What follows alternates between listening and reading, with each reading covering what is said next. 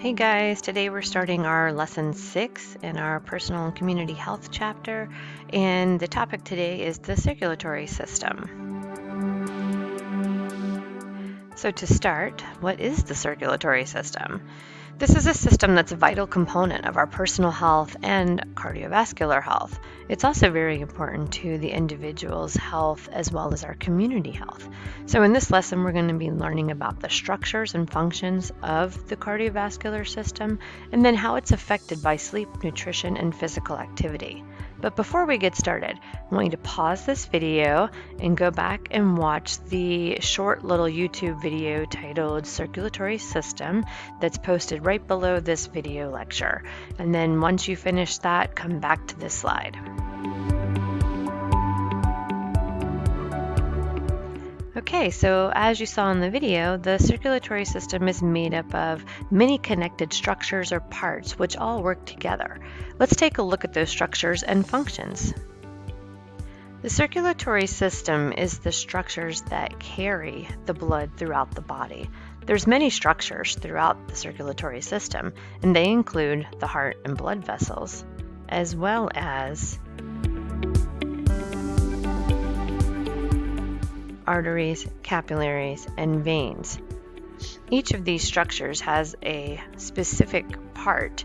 We're going to be talking about each of those. So going back for a second, you'll see here that the blood and the heart are two of the main parts. You have the heart is like the hub of the whole system, and the blood is going to travel from the heart all the way through the body and back to the heart and also in and out of the lungs.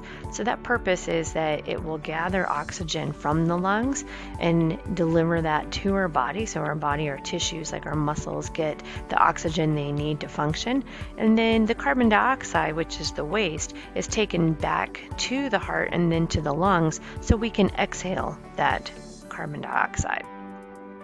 The system all works between two circuits, and all those different parts are connected with arteries, capillaries, and veins. You have a graphic organizer on your desk. I'd like you to use that to label the parts as we go and draw arrows to show the circuit pathways of a blood, of a drop of blood, a blood cell, as we go through each of these different functions. So again, first I said there's two different circuits, and the first circuit is the pulmonary circuit. The job of the pulmonary circuit is to take deoxygenated blood from the heart to the lungs to pick up the oxygen and then return it back to the heart so it can be sent to the body. The pulmonary means that it's related to the lungs, so that's a root word. You can think of pulmonary being lungs, and then that's how you know that's the part that just moves the blood back and forth from the heart to the lungs and back to the heart. Now the other part is a systemic system, and this system supplies blood to most of the body, and this supports the body systems. So it leaves the aorta, which is the largest artery of the body, and its job of the systemic system is to take the blood with all the oxygen and then deliver it to the body, and then once the body receives the oxygen, it will return the deoxygenated blood back to the heart. So to get a better understanding, let's take a look at that flow of a drop of blood through that system. Notice the little red heart icon there. Pay attention to its location because it will direct you exactly what part we're talking about. So here you see that that little heart is located in the top right section of the heart, and that's where the blood starts. It's in the left atrium, which is one of 4 chambers of the heart. From there, it goes down to the left ventricle, and from the left ventricle, the blood travels to the aorta, which is that largest artery of the body. Through the aorta, the blood travels to all the peripheral arteries so that the blood can transfer oxygen and nutrients to the organs and tissues throughout the body that need oxygen and nutrients to function.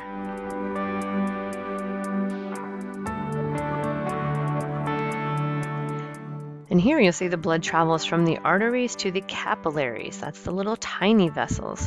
And inside the capillaries is where the nutrients and the oxygen are provided to the organs and tissues that need them.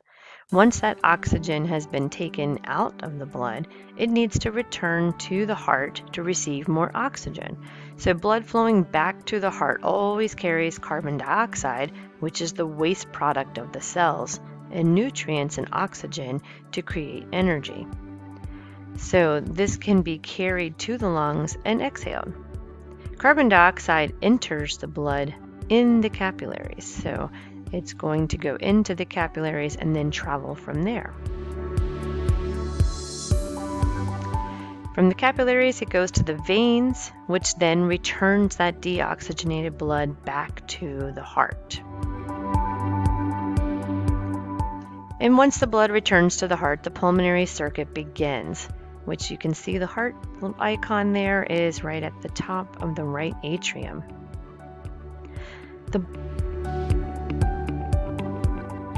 The blood needs oxygen to do its job. So once it returns to the heart, it has to go to the lungs in order to receive more oxygen. In this pulmonary circuit, the blood flows from that right atrium and then down to the right ventricle at the bottom of the heart, which is in blue right there, and then out to the pulmonary artery of the lungs.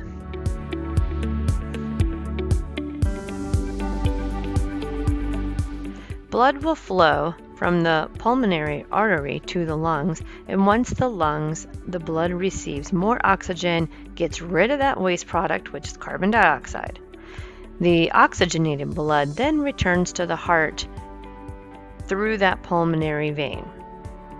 You may notice the pulmonary artery is blue and the pulmonary veins are red. In the pulmonary circuit, pulmonary arteries carry deoxygenated blood from the heart, and the pulmonary veins carry the blood with oxygen back to the heart. This is the only place in the human body where the arteries carry blood without oxygen and the veins carry blood with oxygen. The blood from here is now returned to the left atrium of the heart and ready to start the whole circuit all over again. This process is constantly occurring in our bodies. Each time our body moves, the heart beats, and every heartbeat there's an average of 60 to 100 times beats per minute. Blood is flowing throughout the body in both the systemic and the pulmonary circuits. Because your heart and blood vessels are constantly working to provide oxygen to the body, it's important to keep the cardiovascular system healthy. And behaviors like sleep, nutrition, and physical activity have an impact on cardiovascular health. To begin, sleep. It's an important preventative measure of cardiovascular health. As we learned previously, sleep is what allows our body to repair itself. When the person does not get enough sleep, their body is unable to repair itself. People don't get enough sleep that are also put themselves at a higher risk of cardiovascular diseases such as high blood pressure or hypertension, hardening of the arteries, which is atherosclerosis, and heart disease or heart attack, and even a stroke. Nutrition always plays a vital role in preventing cardiovascular disease. People that eat nutrient-poor diets that are high in saturated fats and sodium, but are lacking the vital nutrients, are at a much greater risk of cardiovascular disease. Risk factors for cardiovascular disease that are caused by nutrient-poor diet include high cholesterol levels, increased stored fat in the abdominal area, high blood pressure. Eating a nutrient-rich diet, as the foods you see in the picture, they also reduce the risk of cardiovascular disease. According to the American Heart Association, a person's risk of a heart attack went down 4% for each average daily serving of vegetables and fruits that they consume. Also, a diet rich in whole grains reduces the risk of heart attack by 21%.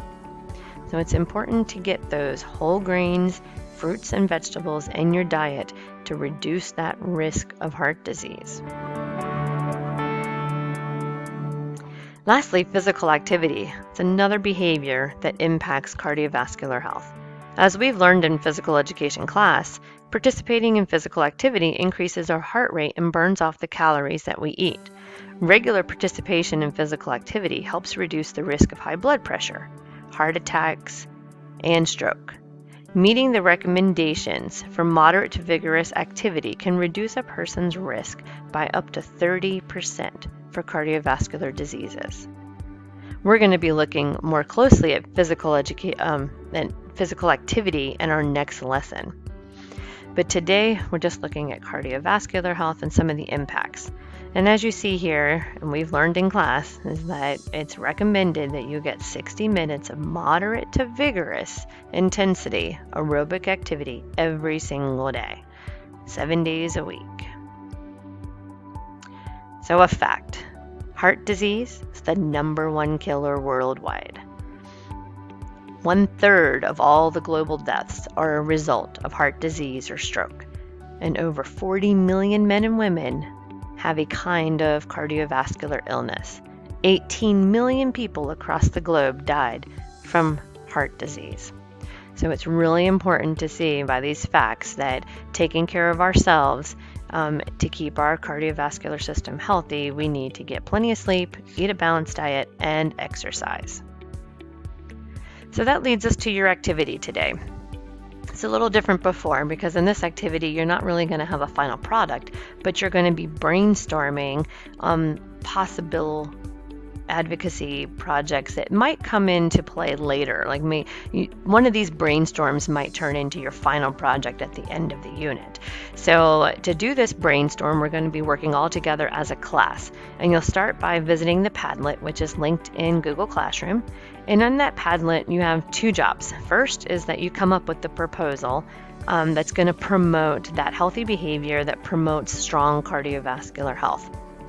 In your proposal, you have to decide what message are you trying to promote. So as we talked about nutrition and sleep and physical activity, and we talked about the functions of the heart, you can talk about whichever one of those you want to. Maybe you want to focus on a specific disease and then how to prevent it and so forth. So in your message, you got to tell, in your proposal, you put in what you want to promote, like what that message is that you want to promote, and then the media that you would like to use for the campaign, and then the audience that will see this particular advocacy campaign. So for instance, I put an example in the Padlet, and I put that I would use a TikTok video in order to promote the importance of physical activity, and that my audience would be other students like my age and in Rocky Run Middle School community that have a social media account. And then from there, I have my proposal there, but I don't have too many details. And this is where you come into play to help out your classmates. The second part of this is that you read other people's proposals and you start thinking about like, oh yeah, I understand what they're trying to do. And then you start thinking about what are some phrases or a catchy phrase or an image or slogan or fact that they could include in their promotional, advocacy campaign for their particular topic. You're going to pick 5 different people and add comments to each of their posts. So even if someone's already commented, you can still add another comment, but they all need to have a very specific suggestion for that to be used. So at the end, we can go back and look at all these different brainstorms and then decide if one of these campaigns is one that we want to advocate for in our final project. And then once you complete doing your initial post and the 5 comments and reviewing all of those, then the final thing that you'll do is your exit ticket, which is in Google Classroom. And in your exit ticket, you're simply going to do the 3, 2, 1. You're going to list 3 components about the systemic system, the circuit, 2 components about the pulmonary circuit, and 1 healthy behavior that you can do or are already doing to improve your heart health. Let me know if you have any questions, and I'll see you in class.